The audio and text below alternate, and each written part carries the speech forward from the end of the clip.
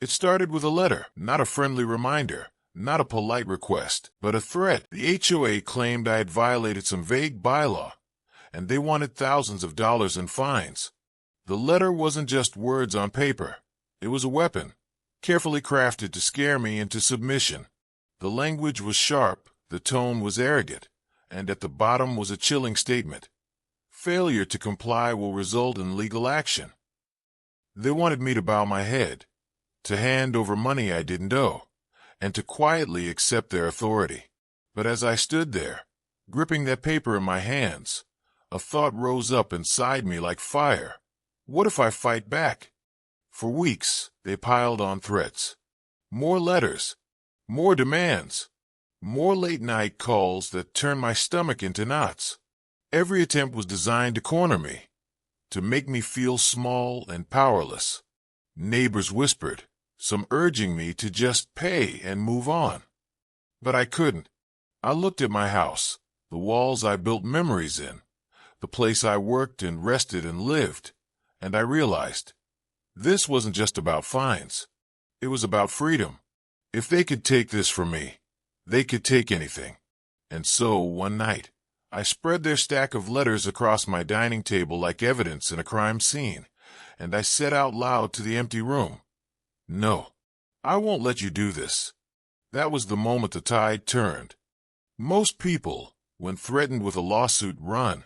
I did the opposite. I went to see an attorney. I walked into that office carrying a binder stuffed with HOA letters, fines, and threats. My lawyer leafed through the papers, his eyebrows arching higher with every page. Finally, he looked up at me and said the words that would change everything. "They've overstepped. We can hit them harder."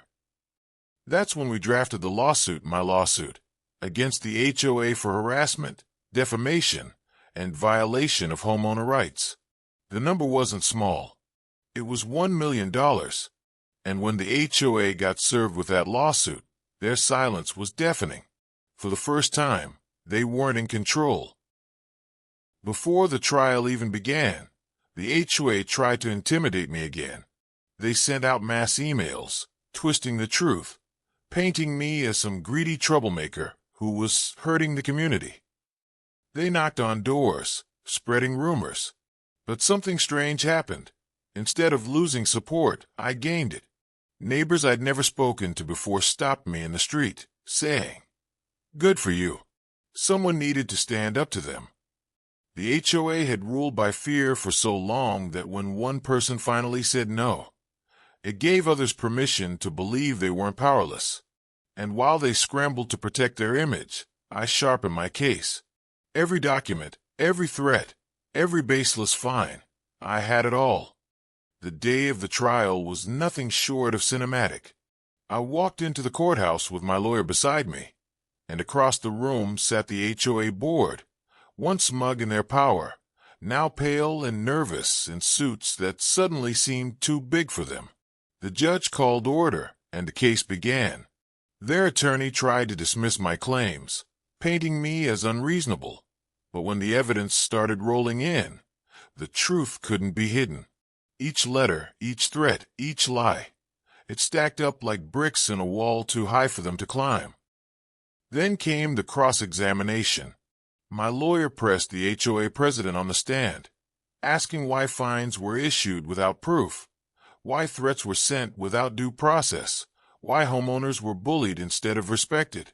The man stuttered, contradicted himself, and at one point fell silent when shown an email he had written, the one that admitted they wanted to make an example of me. The courtroom shifted. The power dynamic cracked. For the first time, everyone in that room saw the HOA not as protectors of a community, but as tyrants exposed under the light of truth. When the judge finally spoke, the room held its breath. The gavel came down, and with it, a ruling in my favor. The HOA was found guilty of harassment and overreach. Damages awarded, $1 million. The number echoed in my ears. It wasn't just about the money. It was validation, justice, the proof that ordinary people could fight back and win. As the HOA board slumped in defeat, I felt something heavier than fear lift from my shoulders. I hadn't just defended my home. I had defended the principle that no group, no matter how official they sound, has the right to bully people into submission. After the trial, people asked me if it was worth it. The stress, the sleepless nights, the risk. My answer was simple: yes. Because this wasn't just my fight. It was every homeowner's fight. Every person who's ever felt powerless against an unfair system. The story spread beyond my neighborhood, reaching people who had their own battles with HOAs, landlords, corporations, and bullies of every kind. And now, when I walk past a community sign where the HOA's name is still etched, I don't see control. I see a scar, a reminder of a war they thought they could win. But here's the truth. They didn't just lose a lawsuit. They lost their grip on power. And that loss will echo longer than any fine they ever tried to slap on me. In the weeks that followed the trial, the neighborhood felt different. The same sidewalks I used to walk with a sense of dread were now filled with nods, waves, and whispered thank yous from people I barely knew. Some came up to me with tears in their eyes, admitting they too had been threatened, fined, or humiliated by the HOA, but had been too afraid to speak up. My victory wasn't just a personal win. It cracked open the wall of silence that had trapped everyone for years. Meetings that were once filled with glares and intimidation suddenly turned into open debates. For the first time, people weren't afraid to raise their hands, to question, to demand better. The fear had shifted, and it was no longer ours to carry. It was theirs. The board tried to hold on to what little power they had left, but the verdict had weakened them beyond repair. Lawsuits trickled in from other homeowners, inspired by my stand. Investigations were launched into their financial practices, and what was uncovered made them look even worse. Mismanaged funds, personal expenses disguised as community projects, even favoritism in enforcing rules, letting some slide while punishing others harshly. The very structure they had built their authority on was now crumbling brick by brick. Eventually, 2 board members resigned under pressure, and the president, the same man who once signed those threatening letters, quietly disappeared from the neighborhood, moving away without so much as a goodbye. Their fortress of control had collapsed under the weight of their own arrogance. With the HOA's grip loosened, something incredible happened. The community came alive. People started organizing block parties again. Kids played in the cul-de-sacs without fear of being scolded for disturbing the peace. Neighbors painted their doors, planted flowers, even hung flags that had once been deemed non-compliant. The streets that once felt like a battlefield of fines and warnings now looked like a celebration of individuality and freedom. And every time someone dared to step outside the invisible lines the HOA once drew, they did so boldly, knowing no letter, no threat, no fine would come sliding under their door. It wasn't just a neighborhood anymore, it was ours again. For me, the aftermath wasn't just about watching the HOA collapse, it was about reclaiming my peace. I had spent nights pacing the floor, mornings waking up with knots in my stomach, and countless hours preparing for a trial that could have ruined me if it went the other way. But now, the silence in my home was no longer heavy with dread. It was calm, healing. I could sit on my porch with a cup of coffee, watch the sunrise, and feel something I hadn't in a long time: safety. And in that safety came pride. Not the shallow pride of winning money or headlines, but the deep, quiet pride of knowing I stood my ground when it mattered most. The story didn't stay confined to our neighborhood. Local newspapers ran it first, but then regional outlets picked it up, framing it as the homeowner who sued the HOA and won big. Emails started coming in from across the state, even from other parts of the country, from people who were facing their own HOA nightmares. They wanted advice, guidance, even just encouragement to know they weren't alone. And every time I answered, I realized this was bigger than me. My lawsuit had become a spark, igniting fires of resistance in communities far beyond mine. What started as one homeowner saying no more had turned into a movement of people reclaiming their homes, their rights, their dignity.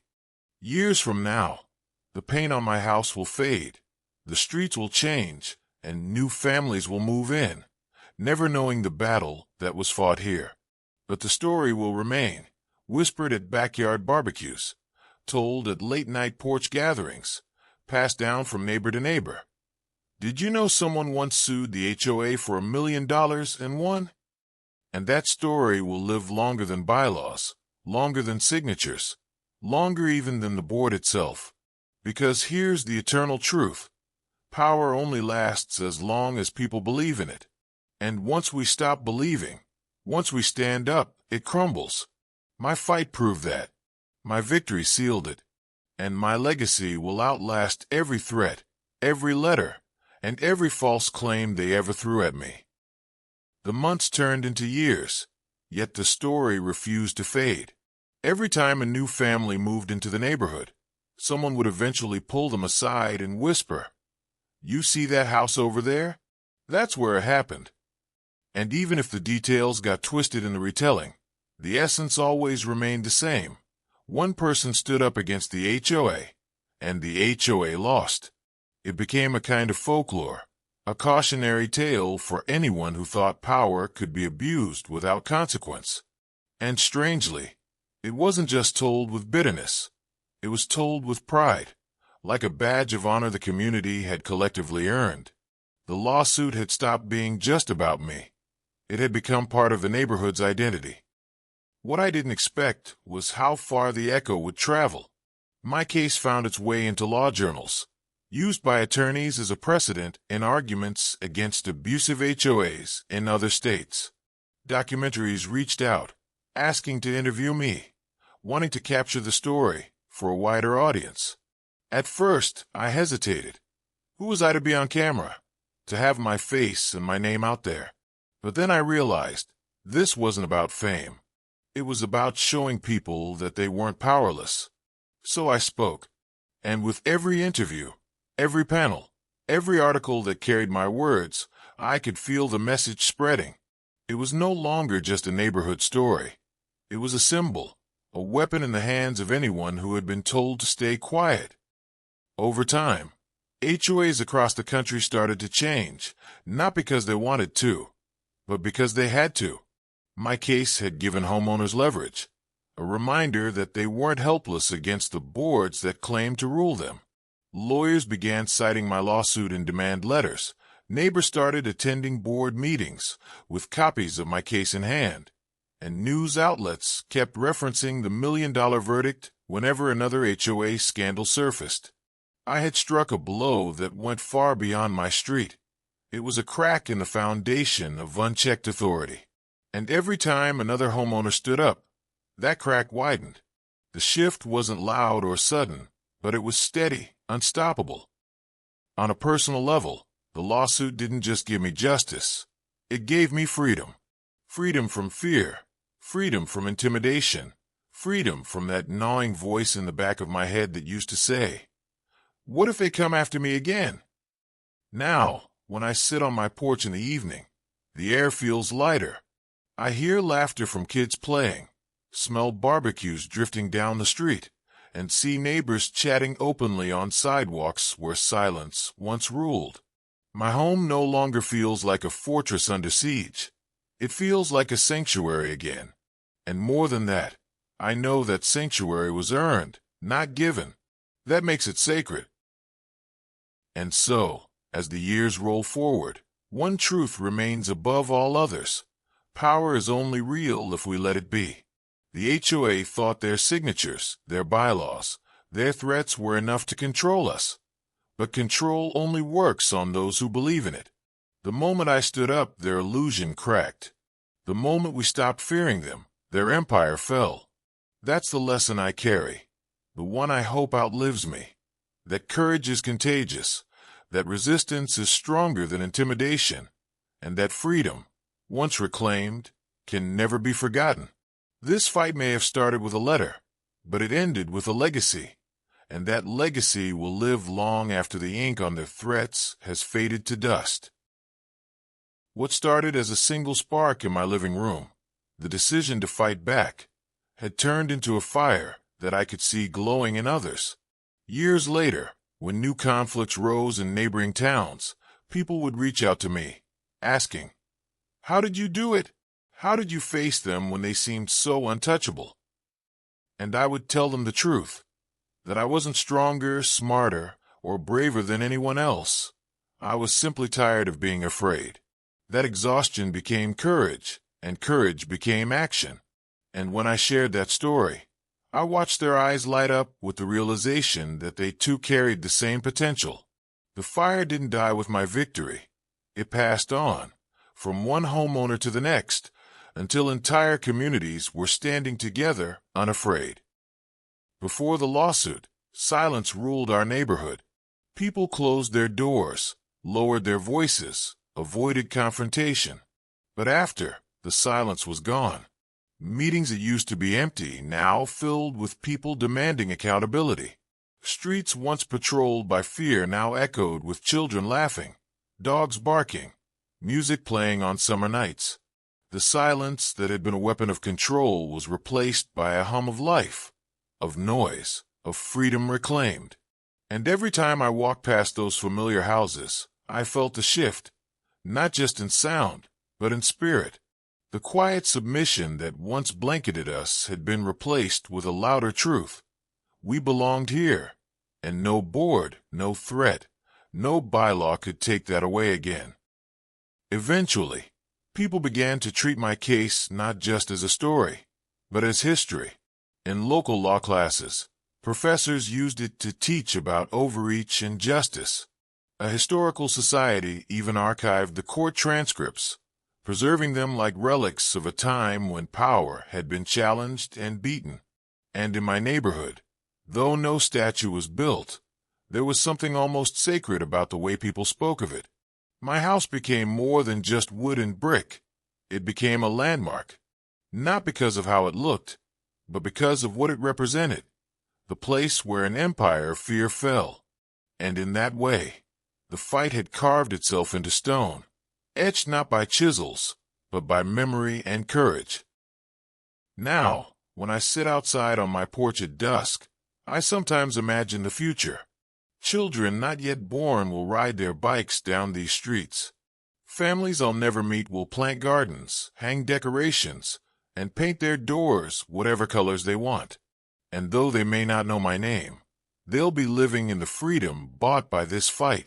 That's the eternal reminder. We don't fight only for ourselves. We fight for those who come after us, so they don't have to carry the same chains.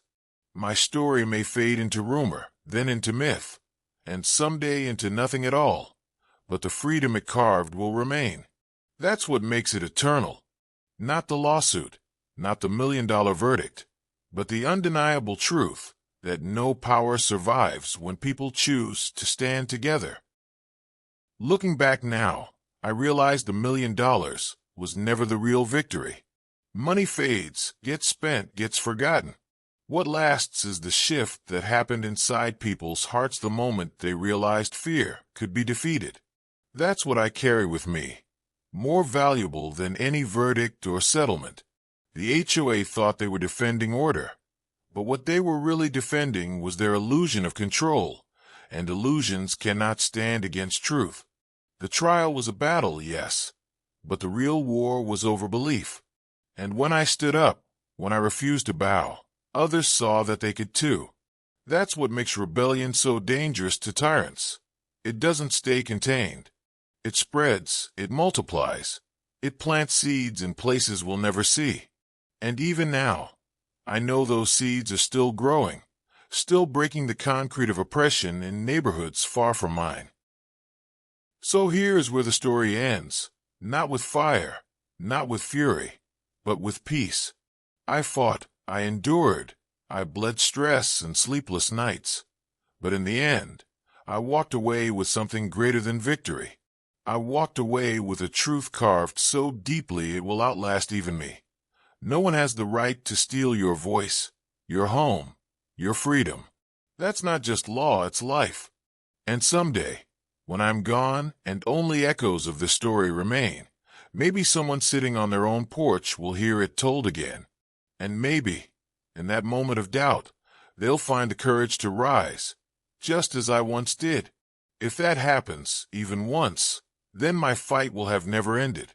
It will live on, not in courts or contracts, but in the unshakable spirit of every person who dares to say, "You don't own me. I am free."